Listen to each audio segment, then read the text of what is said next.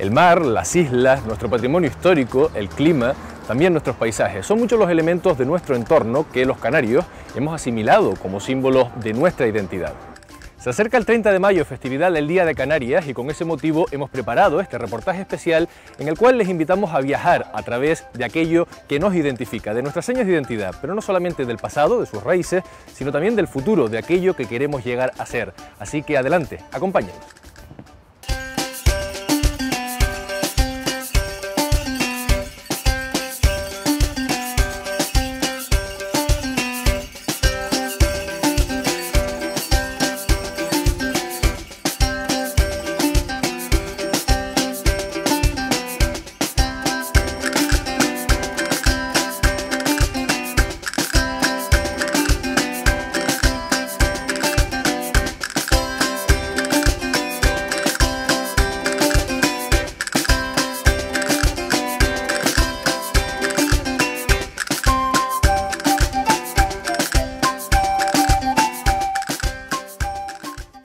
El archipiélago celebra cada 30 de mayo, desde la constitución del primer Parlamento Autónomo de las Islas, el Día de Canarias, una jornada en la que se pone de relieve aquello que nos identifica como pueblo.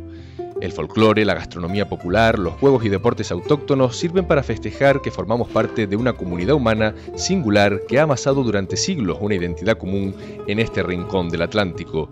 Pero, ¿qué nos identifica como canarios? ¿Y qué vigencia y futuro tienen esas señas de identidad? Comencemos por el principio, por nuestra posición en el mapa.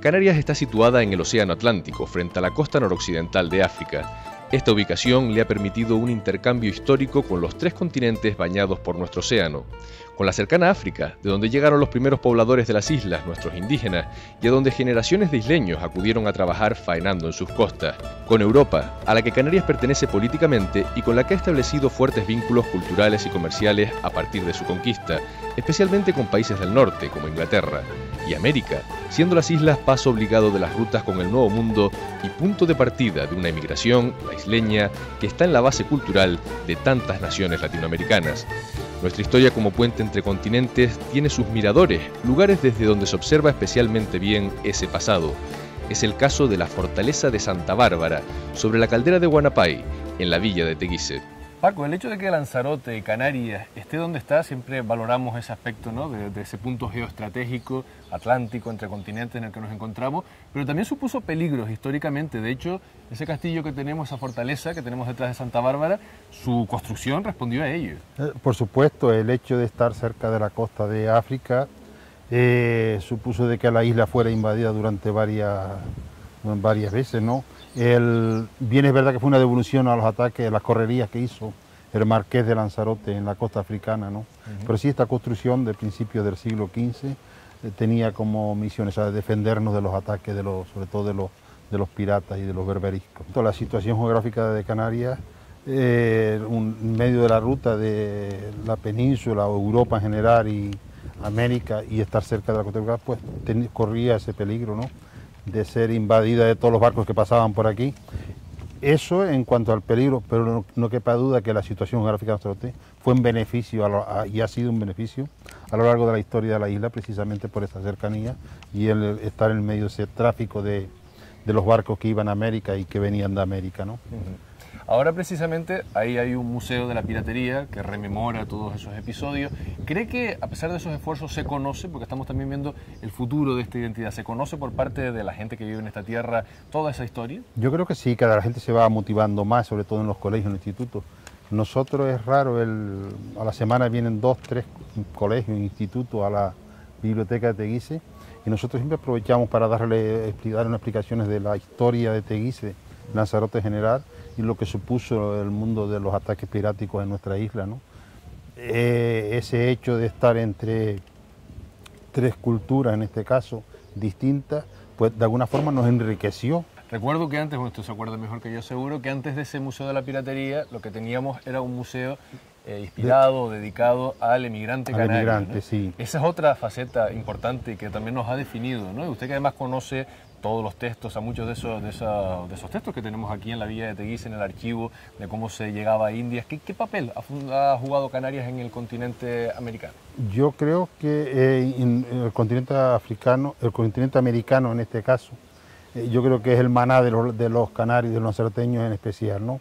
Ninguna otra isla de Canarias sufrió tanto, no solo por la falta de agua, sino por las invasiones, por la peste, por las enfermedades, por las plagas incluso, que obligó a los lanzaroteños a buscar el sustento, el alimento de la familia en el continente americano, ¿no?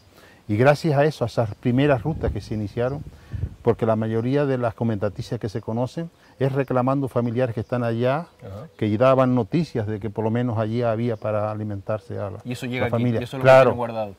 Y nosotros tenemos las comentaticias, los escritos que había que hacer para poder emigrar. Viene verdad que después hubo otra emigración también clandestina, sobre todo ya a mediados del siglo XX, ¿no?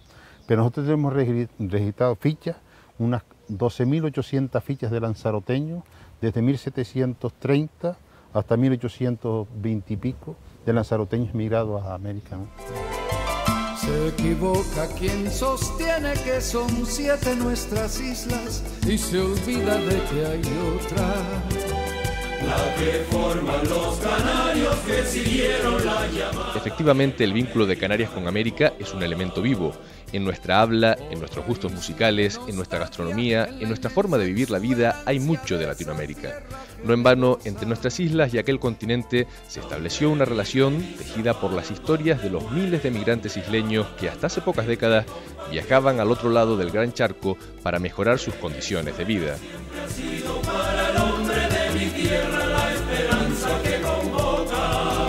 La folía se mezcló con el joropo, el polo margariteño, el golpe y los pasajes. Junto con Cuba o Uruguay, Venezuela fue la segunda patria de miles de canarios que, como el tenor Blas Martínez, desarrollaron su vida personal y profesional en el país hermano, para después retornar a la isla. Don Blas, con el tiempo que usted lleva, unos cuantos años ya haciendo programa de radio exitoso, y además que la gente lo quiere mucho, ese programa, ¿se nota, ya que estamos hablando de la identidad canaria, también la identidad en eso, en los gustos musicales que tenga la gente? ¿Cómo lo percibe usted? Sí, sí se nota, claro, en los gustos musicales, por supuesto. A nosotros nos gusta mucho la música sudamericana, la salsa, el bolero, el son cubano, etcétera. Eso lo llevan los palmeros en la sangre. Y también gusta, pues yo creo que he tenido éxito en mi programa por mi forma de hablar, ese acento venezolano, ese cantadito que se ha arrastrado, que es agradable y que a la gente, y que ha sido un éxito. Son 15 años de programa ya, que haré ahora en julio. Ajá. Y justo hablando de Venezuela, ¿cuánto tiempo estuvo usted en Caracas viviendo? 39 años 39 años. Entonces con eso le dio tiempo por lo menos de saber qué piensan de nosotros, qué imagen es la que tenían del canario en Venezuela. Buenísima, el canario goza de gran prestigio, un hombre laborioso, muy metido en la agricultura. El Estado portuguesa, por ejemplo, ha sido un baluarte enorme en la laboriosidad del canario. Gente nuestra, la mayoría de la gente de Lanzarote se estableció ahí, en Acarigua, Guanare, y ahí hicieron sus buenos dineros. Y bueno, el prestigio es ese, de gente seria, gente honorable, y de hecho el isleño, así se nos dice, ¿no? No estamos integrados a esa colonia española, sino el isleño y el español, en este caso, y hay una buena diferenciación. O sea, que se nota la diferencia entre unos y otros, porque los isleños hacían comunidad, o sea, hacían, sí, claro. Se apoyaban, se conocían. Claro, en todos los estados venezolanos donde se establecieron los isleños, pues ahí se fundaron asociaciones, clubes importantes, y el principal de todos en Caracas. Caracas, los canarios estamos unidos fuertemente en esa asociación que es el Hogar Canario Venezolano, que se fundó en el año 70. Yo llegué por ahí, aparecí después de estar yo en Italia, por ahí en el año 74, y también participé, me hice socio, es un club de accionistas, y fui durante 4 años pues, directivo de cultura del Hogar Canario. Sí somos una fuerza en la sociedad venezolana, sin duda. Y estamos también en este programa mirando hacia el futuro, con la perspectiva que usted le da, el tiempo, el haber viajado, el haber conocido otras realidades. ¿Cómo ve la Canarias de hoy y cómo nos ve en el futuro? ¿Qué cree que nos hace falta? Esta fecha que se acerca, este 30 de mayo, que significa un aniversario más de la creación de la Comunidad Canaria, etcétera. Yo creo que esto debe ser un punto de reflexión para nuestro pueblo, de que debemos estar atentos a que si esto no cambia, si nosotros nos cambiamos, nos avispamos, como dice Venezuela, nos ponemos las pilas, esto va de mal en peor. Nosotros en este momento estamos en una diferencia y en una desasistencia total de parte de los gobiernos centrales, sea de un partido, sea de otro, sea del PSOE, sea de... Nos deben casi 2.000 millones de euros de esa famosa deuda histórica. Imagínate lo que se podría hacer en Canarias con 2.000 millones de euros. La asistencia social, la sanidad, la educación. Entonces, eso todo lo estamos sufriendo los canarios por no tener representatividad. ¿Y cómo tenemos representatividad si no votamos por los partidos canarios, carajo?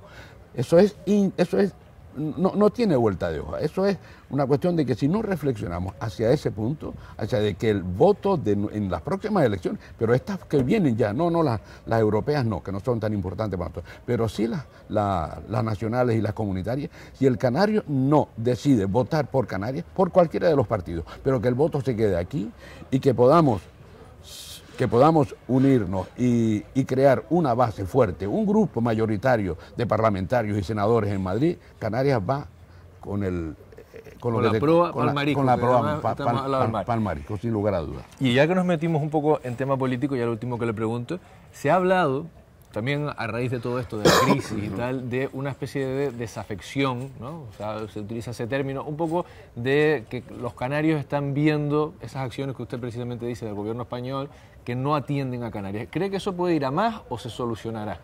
No, eso va a más en la medida que nosotros nos reclamemos y no nos hagan caso de lo nuestro. Cuando se dan cuenta, es como el famoso dicho aquel, nos cogen la camellita, bueno, pues así es.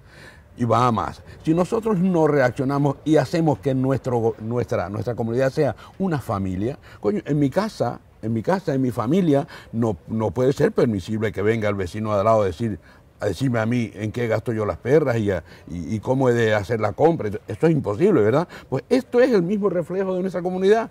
Aquí no tiene que venir nadie y decirnos cómo nosotros, qué hacemos para nuestra subsistencia y cómo distribuimos nuestros ingresos. Tierra de piratas y corsarios, de emigrantes y de intercambio de culturas, el futuro de Canarias pasa ineludiblemente por aprovechar las ventajas de nuestra posición geoestratégica. Desde la joven Cámara de Comercio de Lanzarote se trabaja para que las empresas de la isla rompan las fronteras insulares y se expandan hacia nuevos mercados, especialmente el africano, tan cercano y con tantas posibilidades.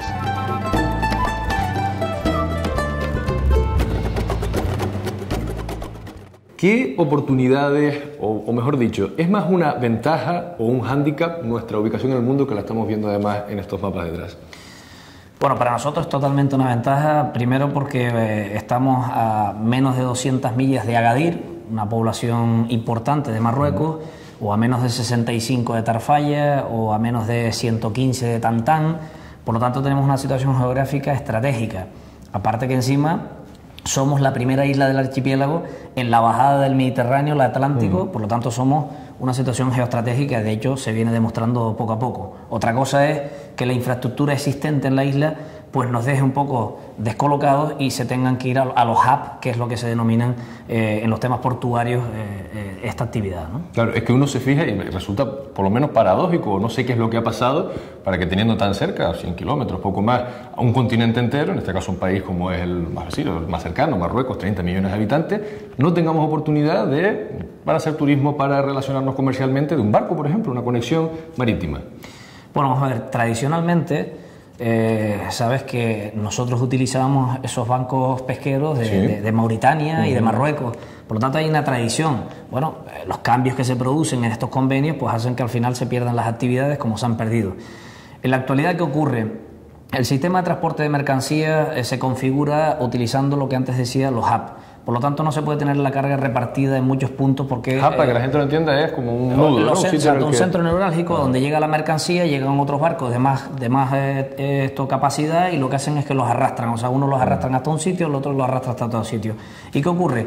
Hay que reconocer que el puerto de La Luz y de Las Palmas es un puerto magnífico en el tema de carga y por lo tanto ahí se deposita una gran cantidad de contenedores y nosotros en ese mercado poco tenemos que hacer. Sí es cierto que echamos de menos que no exista una conexión de un barco mixto de pasaje y mercancía hacia lo más cercano, como bien puede ser Tarfaya o bien puede ser el Ayun. Una seña de identidad de Canarias es el sitio en el que se encuentra en el mundo, ¿no? Estamos hablando de eso, pero otra también es la insularidad, el hecho de ser 7 islas, ¿no?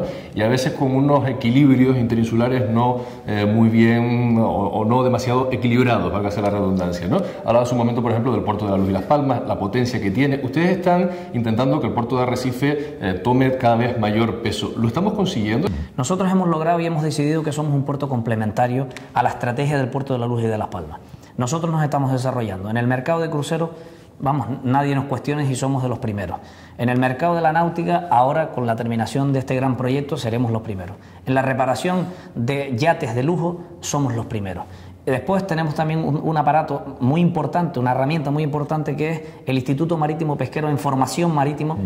También lo tenemos nosotros y también somos importantes. Si te das cuenta, al final nos hemos convertido en un puerto complementario de lo que allí son. En el puerto de La Luz y de Las Palmas, las plataformas juegan un papel importante, la carga de contenedores de gran masa juega un papel importante, compartimos los cruceros, pero si nos damos cuenta empezamos a ser puertos complementarios siempre y cuando nos respetemos las actividades. Y hoy por hoy yo creo que nuestro puerto está tomando lo que nosotros le llamamos la versión 3.0. ¿Y por qué 3.0? Recordamos que Puerto de Naos empezó primero con la pesca cuando los barcos eran de vela, pasamos después ya a un tema más sofisticado, que ya se navegaba a motor, y nos encontramos ahora en una tercera fase donde ya el puerto toma otra actividad, que es esta relacionada con la náutica, con los cruceros y las reparaciones navales, con todo el plano de formación que tenemos. Y yo creo que ahí es donde nosotros vamos a hacer, en este caso, un destacado en todo lo que es la parte del Atlántico y una parte del Mediterráneo. ¿Qué puede hacer o qué es lo que tiene que tener una empresa para salir fuera de nuestras fronteras y además qué apoyos recibe, qué instituciones implican, qué planes hay? ¿Está eso definido? Pues sí, muy definido. Hay que decir que el problema de las empresas en Lanzarote es el tamaño. El tamaño les impide dar ese salto, pero sin embargo tienen un gran conocimiento y unas cualificaciones importantes para poder dar el salto. La Cámara está haciendo un trabajo importantísimo en formar a las personas para que aparezca esa cualificación de las personas y que cuando una empresa tome la decisión de dar el salto regional o internacional, tenga personal cualificado para poder llevarlo a cabo. Ahí es donde estamos nosotros haciendo un gran trabajo con el Departamento de Internacionalización que tenemos, que lo que hacemos es que hacemos la tutela desde el momento en el que deciden, oye, quiero internacionalizar mi empresa o quiero regionalizarla, pues nosotros hacemos todo un trabajo con ellos, con las empresas conjuntamente, donde vamos viendo también los estudios, tenemos asesores externos y sobre todo, conseguir ese perfil de personas que le ayude a la empresa a dar el salto. Hoy por hoy, las grandes empresas de Lanzarote se convirtieron grandes cuando pusieron la actividad fuera de Lanzarote. La base está aquí, la masa está aquí, pero sin embargo tiene un tejido regional o internacional. Y se convirtieron grandes cuando dieron ese paso. Y tenemos futuro, o sea, porque llevamos desde el año 2008, ¿no? 2007, 2008 con esto de la crisis. Hemos pasado este momento duro, ¿no? Además de pesimismo, de que parecía que esta tierra, ahora esa reflexión que también estamos haciendo en el programa de cara al Día de Canarias, tiene futuro en lo económico, que es lo que más les toca a ustedes en este caso. Un futuro mejor me refiero, futuro, aquí estaremos. Bueno, vamos a ver, esta tierra nuestra, Lanzarote, que tiene 843 kilómetros cuadrados, muy pequeñita, tiene una ventaja a diferencia quizás de otros archipiélagos, no el canario, y es que se crece ante la adversidad. Y se ha demostrado, nosotros nos hemos crecido en la adversidad, nos crecimos en 1736 cuando tuvimos las erupciones volcánicas y convertimos la ceniza volcánica en un recurso para captar agua por la noche, la humedad y poder plantar, pues con ese mismo ejemplo hemos seguido caminando y esto es una isla que al final tiene unos valores, unos principios, las personas tienen unas capacidades hechas a sí mismos y nosotros entendemos que la isla está tomando hoy por hoy ya, pues un ritmo razonable. Ya vemos cómo han empezado los planes de modernización, obras importantes en la isla. Para una isla tan pequeña estamos teniendo una actividad importante. No es menos cierto que sigue habiendo algo que nos preocupa a todos, que es esa bolsa de paro que se nos quedó por una actividad que murió o que pasó a tener muy poca actividad y que claro, eso el turismo no puede con ella. Y por eso estamos haciendo todos estos programas para que aparezcan empresas relacionadas con el sector agro, de las mini industrias, transformación de productos, etcétera. ¿Para qué? Precisamente para lograr que esa tasa de paro tan alta que tengamos se vaya incorporando a estas actividades que son nuevas, que encima generan un valor añadido porque el sector agro, como sabes, se abandonó en su día. Y bueno, y ahí estamos, la verdad que avanzando bastante, pero vamos, totalmente convencidos. Yo creo que estamos ya en una fase importante, estamos todavía, saliendo de una crisis, en fin, que no nos afecta a nosotros solos, pero sí creo que estamos ahora mismo en una fase importante. Y en esta isla, aquel que se preocupa, se mueve, participa, yo creo que al final consigue tener por lo menos una línea positiva.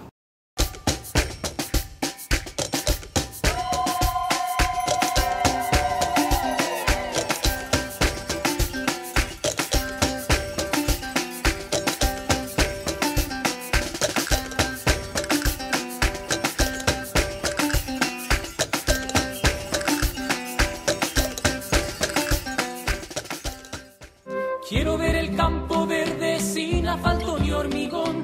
Ya en las costas tu mirada consuela mi desazón.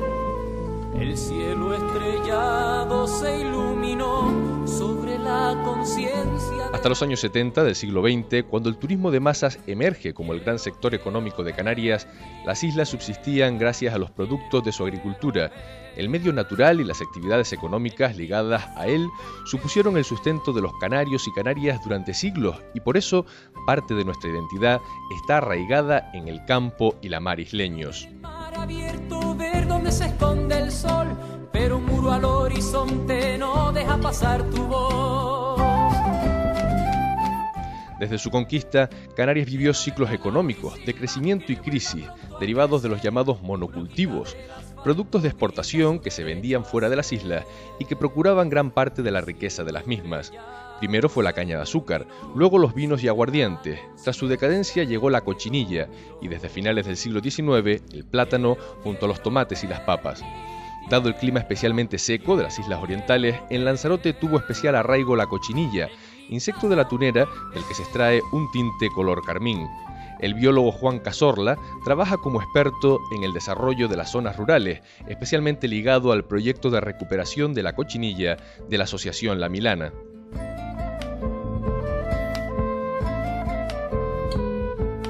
¿Por qué no las cargamos? ¿Por qué no la quieren? Oye Juan, este paisaje del norte de la isla o de esta parte de Boatiza y de Mala está definido por esto que vemos aquí, por el cultivo de tunera para que a su vez de ella se reproduzca en ella la cochinilla. ¿Para qué servía? Pues la cochinilla servía, sobre todo en la época que nos llegó a nosotros aquí, una cochinilla americana, nos llegó en 1830 aproximadamente y servía fundamentalmente para teñir lana y seda, que se exportaba a grandes industrias como era la alemana, la francesa e incluso la española, que transformaban esa producción, ese tinte natural, y lo aplicaban en lana y en seda fundamentalmente para vestir al clero y a la realeza. Una vez que aparecen los tintes químicos, empieza poco a poco a caer ya los tintes naturales. Claro, porque los tintes químicos eran sintetizados en un laboratorio, a través de unos 2 o 3 productos se podían obtener varios colores, y esto era un producto natural que dependía mucho, en muchos casos, de la naturaleza. Igual que dependemos aquí en Lanzarote con el tema de las papas, de la uva, todo eso, de que venga un buen clima, de que no haya mucho calor, de que no haya fuertes vientos, de que llueva bien el año, pues también eso jugaba en contra de los tintes naturales. No es lo mismo sintetizar un tinte en un laboratorio con todo controlado en cualquier momento del año, que criar, en este caso la cochinilla, en unas condiciones naturales propensas a cambios climáticos. Sí. Claro. Entonces eso marcó una época, fue uno de los monocultivos, además se habla así, ¿no?, de la cochinilla, como un momento de la historia de Canarias en la que sobre todo exportábamos cochinilla. Entonces estamos hablando de algo del pasado, porque tú te dedicas también, o la Asociación La Milana con la que trabajas, se dedican a potenciar la cochinilla. ¿Es el pasado, es el presente, es el futuro?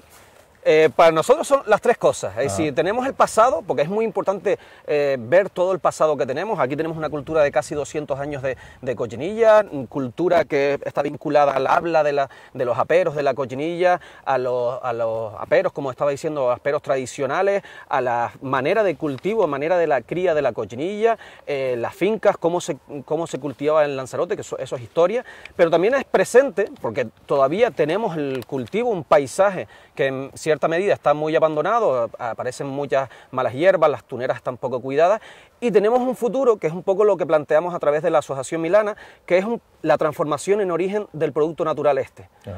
Transformación en origen y aplicación, sobre todo en arte, en artesanía, en moda, pero también, ¿por qué no?, en cosmética y alimentación. O sea, que se haga aquí.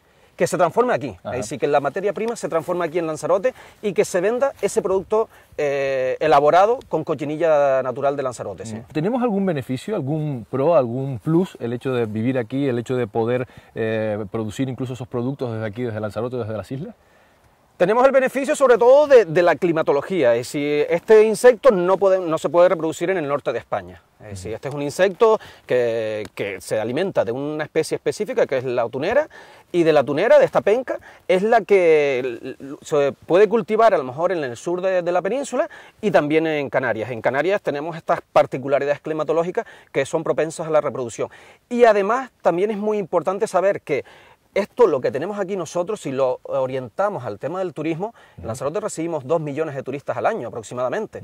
Entonces, si eso, el turista que llega aquí puede comprar en origen esa materia prima, pues bienvenido sea, y ese producto transformado, bienvenido sea. Juan, tú eres biólogo. Yo soy biólogo, sí. Y además has desarrollado parte de tu profesión dentro del ámbito del desarrollo rural, ¿no? De potenciar que los espacios rurales, que las zonas rurales tengan también su futuro económico. ¿Qué futuro ves tú o qué te gustaría, desde tu punto de vista como profesional de todo esto, que tuviese la naturaleza, el medio ambiente y también el desarrollo del sector primario en el futuro de Canarias? ¿Cómo lo ves? Pues yo lo vería en plan de pequeñas empresas, en plan también no cerrarnos a lo que hacíamos en siglos anteriores, es decir, era criar en este caso la cochinilla, almacenarla y exportarla, sino la pequeña transformación. Y como te dije antes también, el tema del turismo, es decir, no tenemos que cerrarnos a decir no quiero nada que ver con el turismo, sino que tenemos que aprovechar la masa de turistas que nos llega y empezar a enseñarle al turismo todo el desarrollo rural que nosotros podemos desarrollar, valga la redundancia, en las comarcas, en pequeñas comarcas de Canarias.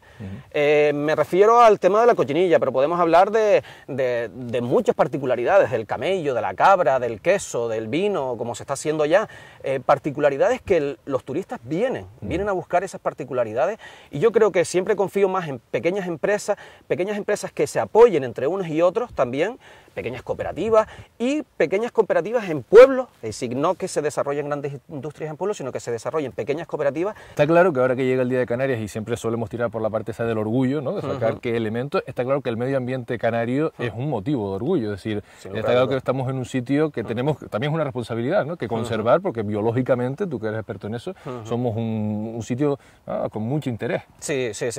Sobre todo tocando la biodiversidad biológica que tenemos en Canarias, eso también es otro recurso que es muy importante, y si ya viene mucha gente a Lanzarote, a Canarias en general, a conocer la importante biodiversidad, en el caso de los ornitólogos, para ver las aves exclusivos, es decir, vienen turistas exclusivos a ver aves, nada más, a ver la puesta, a ver las reproducciones de las aves.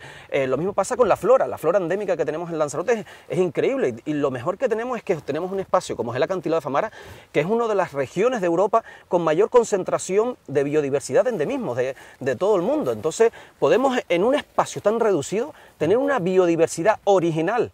Es decir, no biodiversidad, porque claro, hablamos de biodiversidad y podemos decir, no, vete al jardín de cactus y tienes mucha biodiversidad, es decir, diferentes especies, sino biodiversidad autóctona, biodiversidad originaria de Canarias. Y eso es lo que también valora mucha gente. Entonces, esa biodiversidad también la tenemos que poner en valor, respetarla siempre desde el respeto, es decir, no podemos estar paseando por espacios naturales, estropeando sin conocimiento, siempre desde el respeto, potenciar un poquito también todo eso. En los últimos años se han multiplicado en las islas iniciativas de emprendedores que vuelven al agro isleño, pero no como lo hacían sus abuelos, sino aplicando innovación y especialización a sus proyectos.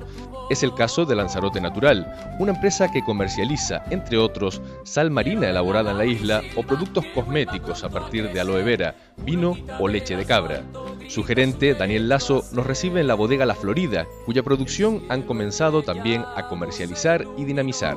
A mí lo que me sorprende, Dani, me estabas diciendo que en 2007 es cuando empiezan a apostar por el sector primario, cuando todo el mundo parece que huye del sector primario y además empezando a verse ya no los brotes verdes, sino en ese caso los más bien canelos. ¿Cómo apuestas por esto? Nosotros apostamos porque creemos primero en el valor añadido que tiene Lanzarote, el nombre Lanzarote. Pero tampoco nos damos cuenta de que vas a la nevera y el sector primario está en todos los aspectos de tu casa. Desde una plantita, una lechuga, un tomate, para hacer cualquier comida, está relacionado directamente con nosotros. Y si recuperamos, nosotros intentamos recuperar varias zonas de lo que es tinajo, ya terminamos, ahora empezamos con las salinas, también ya estamos ya en la fase final, y eso es lo que queremos, vincularnos directamente con el sector primario para darle un valor añadido, hacer un packaging muy bonito, elegante, para exportarlo. Y ahí estamos ya en 11 países. Pero siempre estamos hablando además en este programa de señas de la identidad canaria, una casi está por convertirse en llorar, porque siempre nos quejamos, es que estamos lejos, es que trabajar la tierra, eso es verdad, es duro, trabajar la tierra en un sitio como este, seco, con las dificultades que tiene. Pero a pesar de los hándicaps, ¿hay algún beneficio, alguna cosa positiva que tenga Canarias, que tenga Lanzarote para un sector como este? Efectivamente, para nosotros, para producir, por ejemplo, enlatar o envasar un sal marina, a un peninsular le cuesta casi la mitad que a nosotros. Es un hándicap, sí, pero es que el peninsular no pone en el envase "soy canario", que es el gran beneficio, el valor añadido que tenemos nosotros. Un producto canario en península o en Alemania es mucho más valorado que cualquier producto de los continentes, por así decirlo. Por el tema de que ellos saben que es artesano, que es ecológico y está un valor añadido muy bestial. Y luego está el tema de la innovación. Ustedes también han apostado por eso, o sea, no ofrecer el producto como lo hemos hecho a lo mejor desde hace siglos, sino darle un poco más. Por ejemplo, ¿alguna experiencia que han tenido ustedes que les haya ido bien de innovar en base a productos que salen de la tierra? Mira, el primero que innovamos fue el aloe vera mezclándolo con el vino. Unas bodegas de tinajo que nos ayudaron, Raimar. Después mezclamos la leche de cabra como Cleopatra con el aloe vera también. Después con la tunera. Ahora estamos con la sal marina al mojo rojo, al mojo verde, al cilantro, a la cebolla deshidratada. Entonces recuperamos las zonas de donde no habían cebollas para obtener la materia prima, mezclarla con nosotros. O sea, siempre estamos dándole un toquito de diferenciado con la competencia. Y en estos momentos difíciles que hemos vivido económicamente, ¿tú le aconsejarías a las nuevas generaciones que apuesten y de qué manera, ¿no? Por el sector primario? Primero, estar formados, que ha sido un poco el problema nuestro, es formarnos y aprender mucho de nuestros abuelos, aunque no hayan ido a la universidad, son los más que te van a decir cómo es la parra, cómo se hace la cebolla y demás. Y después sí que apostar por el sector primario, por lo que decía antes, Canarias es un nombre propio, es un valor muy bestial. Y cuando nos metemos a venderle después en las líneas de comercialización, como los hoteleras y todo esto, lo valoran. O sea que hay que estudiarlo un poquito, tener un poquito de apoyo. Yo lo hice en la Cámara de Comercio, por ejemplo, y bueno, hacer unas sinergias con algunas empresas privadas también, donde exportar el producto.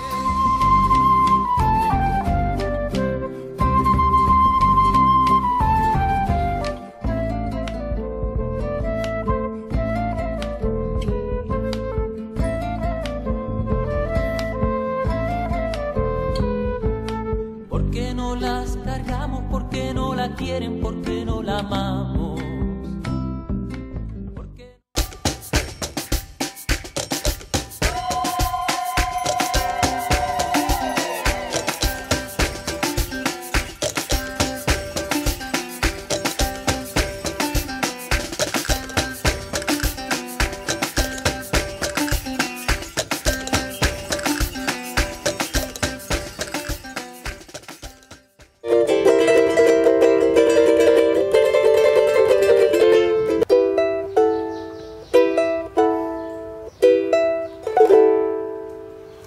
Toñín, hablando de identidad canaria, estamos con un símbolo de la identidad canaria, que es el timple, ¿no? Ajá. Oye, pero el timple, pues me da esa sensación que yo tengo, ¿no? De cuando la gente viene por aquí, ¿es suficientemente conocido fuera de las islas? El timple yo pienso que no es nada conocido, ¿no? Dentro de que es un hermano del ukelele, del charango, del cavaquinho. Por ejemplo, el ukelele pues ahora está un montón de moda, ¿no? Lleva unos cuantos años de moda. Que es de Latinoamérica, y se conoce un ¿no? montón. El ukelele, no, el ukelele es norteamericano, hawaiano, tiene origen en Hawái y está muy extendido por Norteamérica. Pero son parientes todos, vienen de los mismos, son herederos de instrumentos europeos que muy anteriormente vinieron de África, por el norte, con los árabes, ¿no? Y tú cuando lo que te contaba, o me lo dijiste tú alguna vez, que cuando estabas en Francia llamaba más la atención tú tocando, ¿dónde tocabas? ¿En el metro? En el metro directamente, sí. Sí, estaba bien, era bastante rentable, te solucionaba, bueno, hasta el punto de que la gente que estábamos acostumbrados al metro, a veces te contrataban para algún bolo, hacer alguna intervención, algún pase de modelos y todo esto, que era lo más que íbamos, pero ibas como si fuera de favor, porque parece que la calle estaba mejor, en la calle no tenías que estar arreglándote mucho y no tendrías que estar con horas de entración, ni pruebas de sonido, ni nada, porque tocabas directamente ahí y ya está. Ajá. Oye, y de eso hace ya algunos años, y tú durante todo este tiempo te has implicado en el tema de la cultura canaria. Ahora que estamos celebrando el Día de Canarias y nos da tiempo de reflexionar, ¿tiene la cultura canaria el papel que debe tener en todos los sentidos, ¿no? En el día a día, hasta en el Producto Interior Bruto, porque hay países pequeñitos, ¿no? Por ejemplo, yo estoy pensando Cuba, ¿no? Que su cultura tiene una expansión internacional tremenda. ¿En qué lugar estamos los canarios ahora mismo con respecto a eso? Para el Día de Canarias se nota bastante. Sí, o sea, si tú me dices del Día de la Cultura en general, no lo sé. Pero sí es verdad que yo en la escuela veo pues, que los niños vienen para esos días a que le prepares una polca o que le prepares el Somos Corteros, el otro día viene el Sorondongo, ¿sabes? Que digamos que a nivel de rememorar que somos canarios, pues sí funciona. A otros niveles, pues no sé, Lanzarote quizás es una isla privilegiada al respecto, ¿no? Porque digamos que el turismo se orienta hacia ahí, tratan de sacar en los centros turísticos bastante de lo que es el timple, ¿no? Que se está haciendo mucho. Por ejemplo, nosotros tocamos en Jameos todos los sábados, después hay gente que va los martes. ¿Todos los sábados? Todos los sábados del año, sí. Y se llena y la gente se interesa, sí, la gente se interesa en venir. Tú has fusionado también, has innovado, has utilizado el timple para mezclarlo con otras músicas también. ¿Hasta dónde permite o cuánto se puede tirar de la música canaria? ¿Cuánto se puede estirar y que siga siendo canario, o aquello ya deja de ser canario cuando se mezcla con otras cosas? Generalmente yo evito que se mezcle con otras cosas. Lo que hago yo es que me mezclo con otros músicos, que entonces ellos son los que aportan, y entonces ahí, pues digamos que no es labor mía hasta qué punto llega o no llega la fusión, digamos a nivel intelectual total, ¿no? Sino simplemente yo cojo, hago un tema y ellos aportan cosas. Cuando la cosa se empieza a desviar de donde va, entonces digamos que yo toco el pito ahí, digo, no, vamos a hacerlo hasta de esta forma. Cuando oyes hablar a los puristas, a los demasiado puristas, que yo lo sé de oídas, porque nunca he hablado con un purista, pero siempre hablan, no, los puristas se van a pelear contigo por esto, y los puristas van a decir, los puristas a mí, hasta la fecha no me han dicho nada, ¿no? Entonces, esto venía ahí lo de qué, estábamos hablando... Lo de la mezcla, que somos un pueblo mezclado. Que hemos nacido también. mezclado, o sea, todo nace muy mezclado, digamos que aquí hay influencias árabes en cómo la gente canta, cómo declama y todo esto. Tú oyes que hay una influencia después hay una influencia armónica más europea, después los instrumentos de cuerda vinieron en los barcos, digamos, está demostradísimo que los aborígenes aquí no tenían instrumentos, no tenían instrumentos de cuerda. De percusión más bien, ¿no? Tenían instrumentos de percusión y trabajaban mucho con las voces y la danza, le daban mucha importancia a la danza. Hasta el punto de que hay una danza que se llama el canario, que Gaspar Sanz y otros compositores hicieron varias versiones, digamos, para bailar. O sea, la música que hace Gaspar Sanz no tiene nada que ver con la música que hacían los guanches. Pero sí estaba el baile, que era exactamente como se puso de moda en las cortes europeas. Sí, que eran... Y se pusieron a bailar como guanches, de repente ahí en el, no sé si 16, 17 creo que fue. Sí, por ahí fue, sí. Y fue bastante, de hecho... Están dentro de las danzas de la época, pues están las pavanas, las burlescas, el vals y todo eso, y aparece el canario que se colocó ahí en en este repertorio, digamos. ¿Tiene futuro esta parte, o sea, la parte que hemos estado comentando de la identidad, de lo canario, en las nuevas generaciones, o ya se ve como algo, o hay que transformarlo en otra cosa para que las nuevas generaciones lo sigan aprendiendo? Sigue manteniéndose de todas formas, porque después depende, hay familias y familias, ¿no? Hay familias, hay niños que vienen y te dicen, por ejemplo, no, en mi casa no me dejan celebrar Halloween, porque Halloween dice que no es canario y tal. Y ellos no te lo dicen con pena, de todas formas, ellos se aseveran de decir, no, nosotros somos de aquí, esto, nuestras costumbres tienen esto y lo otro, que es por familia, todo dependerá de qué es lo que se ponga de moda en un momento dado para que se le dé más rienda suelta o no. De todas formas, hay que considerar que estamos pasando por una de las épocas más de más respeto hacia la cultura canaria, por lo menos en la cultura musical, ¿sabes? Ahora mismo, si antes se presumía de decir, no, hay un programa que se dedica al folclore, que a la música canaria en general, que sale una vez a la semana, y eso era un montón, eso no se da en todas partes, ¿no? Pues bueno, luego hubieron dos y ahora hay varios, porque ahora está el Colorado en Tenerife con Palacantina, luego está Parranda Canaria, que es uno que está en la televisión canaria, también está la Bodega Julián, que nos está, y Tenderete, que sigue, y después otros más que habrán por ahí. Las cosas cuando son habituales nadie le da importancia, ¿no? Pero la gente sale de aquí, aunque sea 5 minutos, a los 30 minutos de estar fuera, en algún sitio, alguien canta una folía y vienen llorando por abajo, ¿sabes? De cómo eso les ha ocasionado esa sensación, ¿no? Y después eso, que lo mismo que te digo, cuando uno tiene las cosas cotidianamente no le da el valor que tienen, ¿no? Las cosas tienen mucho valor, hasta a mí mismo. O sea, yo le di más importancia al timbre después de mi experiencia francesa que anteriormente, ¿no? Claro. Sobre todo porque es como ellos valoran lo desconocido, ¿no? Que para ti por habitual pues se devalúa, ¿no? Tienes razón. Oye, tócanos algo ya para terminar. Sí, voy a hacer un temita que se llama Famara. Venga. Me gusta mucho. Vale.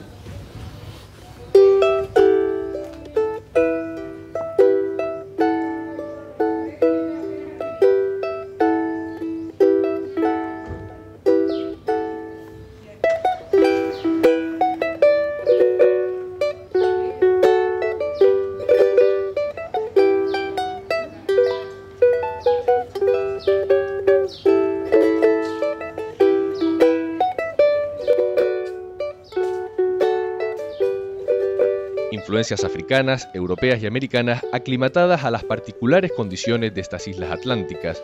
Esa es nuestra identidad cultural. En ocasiones un solo elemento de nuestra tradición es capaz de condensar todos esos influjos. Es el caso de los Diabletes de Teguise, figura infernal que sale por las calles de la villa en las fiestas de carnaval y que une elementos aborígenes majos del África negra, de la cristiandad europea y también americanos. El Ewa es el nombre de esta escultura situada frente al convento de San Francisco. El Ewa es lo que los niños de la villa gritan a los diabletes a su paso. Y el Ewa es también el nombre de un dios de los negros yorubas. Y estamos hablando de los elementos que integran la identidad canaria y justo nos hemos encontrado con un amigo, con un viejo conocido, yo creo, suyo, Paco. En este caso es una escultura de Rigoberto Camacho y que está dedicada al Diablete de Teguise. ¿Por qué podemos decir que hay muchos elementos de esos que integran la identidad canaria que están representados en esa figura, en la de los diabletes, que recordará a la gente que no lo sepa, salen en estas fechas por lo menos, o en estos tiempos, en los carnavales, pero no sé si siempre ha sido así? No, siempre no ha sido así.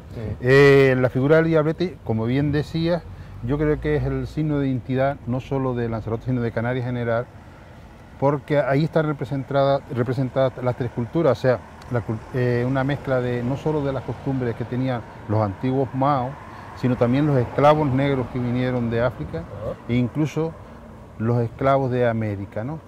Y es porque el diablete, cuando llegaron los franciscanos aquí en 1402, ellos traían la fiesta principal, que era la fiesta de Corpus, y delante del Santísimo hacían una especie de teatro, una especie de lucha entre el bien y el mal. Ellos traían el bien, que era la cruz, y para representar al mal, cogieron a los maos danzantes, que los habían visto bailar en los malpaíses y en los hables, y lo pusieron a bailar. Y ahí nació el diablete, como representaba al mal, por el diablo, y de ahí la palabra diablete. Y para tocar el tambor en la danza esta primitiva de las fiestas de Corpus, desde el siglo XV, tocaban los esclavos negros traídos de África, y cuando no habían esclavos, porque los libros capitulares dicen que se hubieran vendido como esclavos para América, salía el diablo sin hacer la danza, sino una especie de lucha o de lucha de espadas entre ellos mismos en la procesión de Corpus, ¿no? Y digo que es una mezcla de América porque nuestros emigrantes, cuando fueron allá, trajeron de allá la figura del buey, ya que antiguamente la careta del diablo era de macho cabrío, que era el alemán por la excelencia de Lanzarote, ¿no? Por eso ahí está mezcla. Y hoy está considerado como la figura de carnaval más antigua de Canarias, más antigua que ninguna otra, y que representa esas tres culturas. Es un sello de identidad para Teguise y del que los lanzaroteños tenemos que estar orgullosos, no solo de tenerlo, sino de conservarlo. Y se conservará porque para eso hace falta también que la gente lo asuma como propio, que la gente... Sí, no, o sea, la gente de Teguise, incluso pues se ha creado una asociación de los diabletes que se dedica nada más pues a todos los años a tratar de confeccionar trajes y revivir la tradición de los diabletes, ¿no? Y eso aquí te dice como la del rancho y todas estas cosas. Y el rancho también, ahora que estamos hablando, aunque estemos en el Día de Canarias y los ranchos pues están más asociados a la Navidad. Claro, ¿no? Y la importancia de los ranchos, que es donde el origen de todos los grupos folclóricos son los antiguos ranchos de Ánima. Ahí fue donde empezaron a tocar y a formarse los grupos y parrandas, y ahí fueron apareciendo pues los distintos grupos folclóricos, ¿no? Son dos tradiciones de los que los lanzaroteños tenemos que estar orgullosos, por supuesto.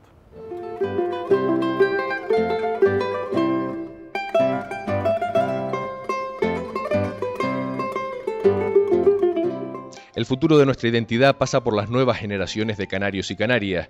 Por eso nos acercamos hasta el Colegio Alcalde Rafael Cedrés, en Tías, donde nos recibe su director, David García, para conversar sobre cómo transmitir los valores de nuestra cultura a los más chinijos. David, colegio bonito que tiene. Parece, me te lo decía antes, mucho recoveco, que eso a los niños les gusta porque se pueden esconder, no es un patio ahí que solamente. Sí, sí, el colegio, el Alcalde Rafael Cedrés, lo que tiene, todo el mundo se queda con eso. Es un colegio donde las aulas son dispersas, ¿no? Como casitas, ¿no? Manteniendo la arquitectura tradicional de la isla, en blanco, en verde, y con muchos recovecos. Además, justo estábamos hablando de la identidad, por ejemplo, la arquitectura también es una de ellas. Y ustedes les toca el papel, junto con las familias, claro, y la comunidad en general, de ser guardianes también de esa identidad, o transmitirla a las generaciones siguientes. ¿Cómo está representado, cómo se hace eso? ¿Cómo están los contenidos canarios? ¿Cómo se ofrecen en la escuela? El MEC dispone el Ministerio de Educación dispone de contenidos, ¿no? Que ofrece al Estado, y luego después las comunidades autónomas tienen un porcentaje de contenidos que están inmersos en las programaciones, en este caso de Canarias. Cuando se habla del paisaje, obviamente pues hay que hablar del paisaje de Canarias, entre otros paisajes. Cuando se habla del clima hay que hablar también del clima más cercano, el de nuestra comunidad, y así con todas las manifestaciones artísticas y culturales, ¿no? O sea, no depende tanto del profesor que quiera darlo o no, sino que está establecido, aunque imagino que, por ejemplo, tú, para quien no lo sepa, David además forma parte de asociaciones culturales, por ejemplo, Los Campesinos, que ahora está de aniversario, por cierto. 50 aniversario. 50 aniversario, un clásico de la música tradicional de esta tierra. Me imagino que ese gusto tuyo personal también lo llevas, ¿no? a tu trabajo. Sí. Efectivamente, el proyecto educativo de un centro, uno de los objetivos es continuar con la cultura canaria, y por lo tanto las programaciones, entre otras cosas, pues ofrecen ese punto, ¿no? También es verdad que no podemos olvidar que es una realidad que estamos inmersos en muchísimas culturas, somos una encrucijada de continentes, Canarias es una encrucijada de continentes, y tenemos también que abrir la mente, ¿no? Y abrir las oportunidades a otras culturas, pero sin embargo siempre desde el punto de vista más cercano, ¿no? De la realidad más cercana, que es la que tenemos, ¿no? Claro, me imagino que es más fácil también explicar la solajera con lo que nos está cayendo ahora, ¿no? Por ejemplo, un elemento, ¿no? Claro. O sea, o las palmeras, no sé, que es en lo que vivimos, ¿no? Efectivamente, la educación debe ser significativa y globalizada también, pero significativa y cercana. La realidad que nos envuelve debe ser una realidad competencial. Para el chiquillo ser competente debe estar con lo cercano y palparlo. Y es una oportunidad que tenemos de acercar a los alumnos cómo somos, ¿no? Hablabas también del mundo global en el que estamos, Lanzarote, Canarias en general, pero sobre todo Lanzarote en las últimas décadas ha recibido una fuerte inmigración, gente que ha llegado de diferentes lugares, y por ejemplo en las escuelas eso también se nota. Estabas hablando, por ejemplo, que un colegio bastante cercano, como puede ser el de Puerto del Carmen, seguramente es el que más nacionalidades tiene. Por aquí también tiene europeos, gente del continente africano o de esos orígenes, ¿no? ¿Cómo se integra eso, los contenidos canarios, lo que tienen que aprender con otras realidades también que van llegando? Sí. Nosotros partimos siempre de la base de que hay una palabra magnífica, folclore, ¿no? Folk significa pueblo, lore significa saber, el saber del pueblo. Decía Talio Noda, ¿no?, que para presumir de globalizadores e interculturales, primero debemos conocer la realidad cercana, y eso es lo que le transmitimos a las generaciones que llegan, ¿no?, y a los niños y niñas que llegan de otras nacionalidades. Y luego después es fantástico, porque conociendo la realidad cercana de Canarias, luego después ya se interactúa, ¿no?, con las nacionalidades que nos llegan, y es fantástico ver, por ejemplo, a alguien, ¿no?, por ponerte un ejemplo, una niña que sea de Colombia, bailar una malagueña canaria o el chojuá pereñano, como un elemento musical inmerso, ¿no?, en nuestra programación. Pero después a lo mejor otro día ella te trae, oye, que mira, que este bizcocho es típico de mi tierra, y bueno, lo compartimos. ¿Aprendes vallenato? Claro, también. ¿Vallenato? Sí, por ejemplo, ¿no? Claro, lo bueno de la humanidad es eso, que a pesar de lo diferentes que somos, todos tenemos la capacidad de aprender pues las músicas que sea, a todos nos conmueve algo cuando escuchamos una música, sea donde sea, ¿no? Claro. Las nuestras las tenemos más cercanas, pero obviamente. Oye, y para este Día de Canarias, o habitualmente para una fecha como esta, ¿qué se prepara, qué se hace en la escuela? Mira, efectivamente, nosotros por el Día de Canarias, los murales en las clases es el topic, ¿no? Digamos que es lo que normalmente solemos hacer. Luego después también tenemos una actividad donde todas las familias están invitadas a participar, a ver el espectáculo que montamos. ¿Vienen los padres? Sí, en el terreno de lucha del municipio, ¿no? Y luego pues están invitados todas las familias a participar y a ver lo que los niños y niñas hacen. Normalmente son bailes canarios y algún teatrillo costumbrista y demás. Luego, por ejemplo, también ahora mismo los grupos de terceros están trabajando maquetas de arquitectura tradicional, ¿no? Podemos ver la iglesia de la Candelaria o cualquiera de las casas tradicionales de Lanzarote.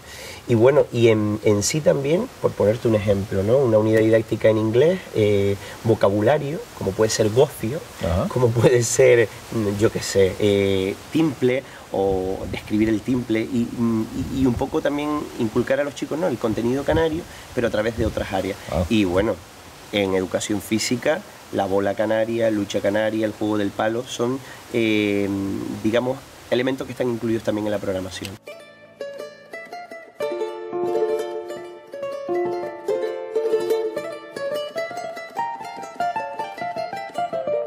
Hemos pasado y estamos pasando momentos difíciles.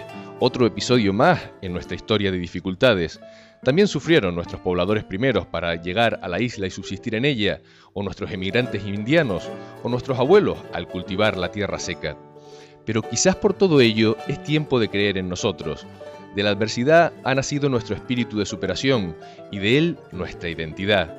La de un pueblo humilde pero rico en cultura y tradiciones, un pueblo arraigado a la isla, pero también abierto al mundo.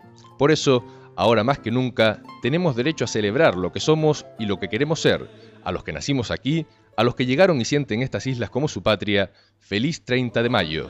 ¡Viva Canarias!